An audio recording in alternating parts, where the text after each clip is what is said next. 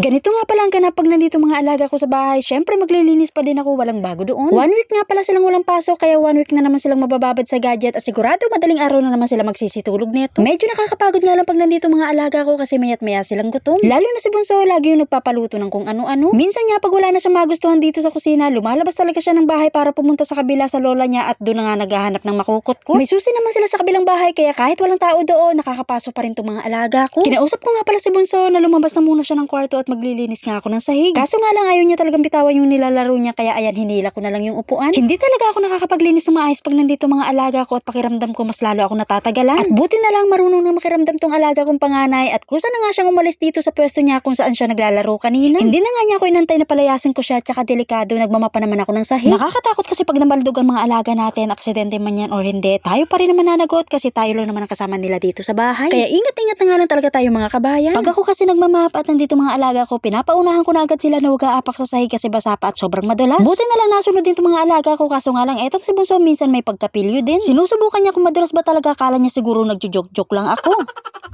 At sabi ko sa kanya magantay na muna sa kwarto at tatapusin ko lang tong ginagawa ko. Kabibigay ko pa lang naman ng pagkain sa kanya kanina at eto nga nanghihingi na naman. Buti pa tong kuya niya nakabingwit na naman sa kabilang bahay.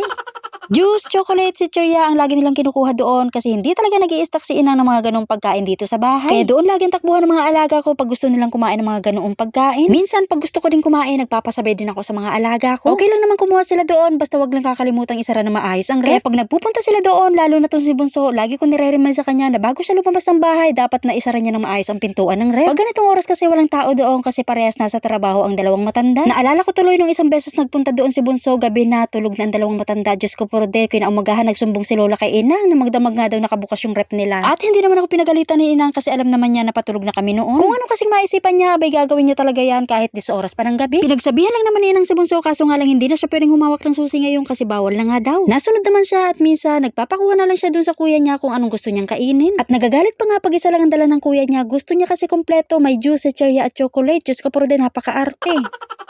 At pagkatapos ko nga magmapay, dumiretso naman ako dito sa kusina para hugasan tong pingganan at medyo nilulumot na naman niya. Pag naaamoy ko kasi amoy kulog na tong mga baso, sinasabong ko kagad itong pingganan at baka mamaya masita tayo ni Inang, baka sabihin panay pinggan at baso lang ang hinuhugasan ko. Napakasimple nga lang ng pingganan ni Inang, parang katulad nung sa akin sa Pilipinas. Mas lamang nga lang sa akin ng konti kasi may takip yun. Tsaka double purpose yun, minsan lagayan ng pagkain, minsan lagayan ng pinggan o di ba sangkap pa. Alam niyo naman sa atin sa Pilipinas, hindi mawawala yung naripad na ipis lalo na sa gabi. Kaya kailangan talagang nakatakip lahat ng gamit sa kusina. Nakakatakot kasi yung mga manay kasi hindi natin alam kung saan sila dumadapo at kung ano-ano mga mikrobyo at sakit ang daladala nila. Pero kung minsan kahit anong linis pa natin sa katawan, sa bahay at kahit anong pag-iingat pa yan, kung dadapuan tayo ng sakit, baliwala din naman. Swertehan na lang din talaga kung hindi ka maselan at hindi sakitin. Pero dito sa abroad, lalo na dito sa bahay ng mga amo ko, madalang ako makakita ng mga insekto. At kung makakita man ako, abay dinadampot ko kagad sabay tapon sa basurahan. Kasi pag yung amo natin ang unang nakakita niyan, Diyos ko puro di asahan mo na ipapabaliktad sa iyo buong bahay. Panigurado matinding general clean na ipapagawa nila sa iyo kaya kung ayaw mo mag-general clean sa napakalaki nilang mansyon, abay unahan mo na silang manghuli ng insekto kung mayroon man dyan sa inyo. At balik na nga muna ako dito sa ginagawa ko, napansin ko kasi itong natulo kaya eto hinigpitan ko munang tornilyo. At habang ginagawa ko nga to ay may isang batang nangungulit dito sa likuran ko at nagugutom na naman nga daw siya. At ayan nga rin si Bunso sa likuran ko na kanina papatalon-talon dyan, sinisilip niya kasi kung may Nutella pa sa cabinet. Tinatago kasi yun ni Inang sa kanya kasi isang bote kaya niyang ubusin sa isang upuan lang. Kaya ang ending, hyper na hyper siya sa gabi.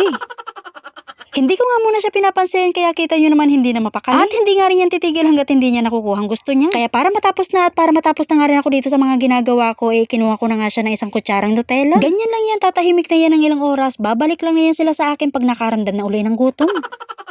At ibinili ko na nga rin pala itong isinuot nila nung National Day at itinumay ko na nga lang at nilagay ko dito sa plastic. Kasi hindi naman nila to araw-araw ginagamit at hindi ko nga rin to nilalagay sa hanger kasi nasayad lang sa damitan. At habang nag-ayos nga ako dito ay manalaman ako kay Bunso kaya pala lagi madumi ang salamin dito sa kwarto kasi eto yung ginagawa niya.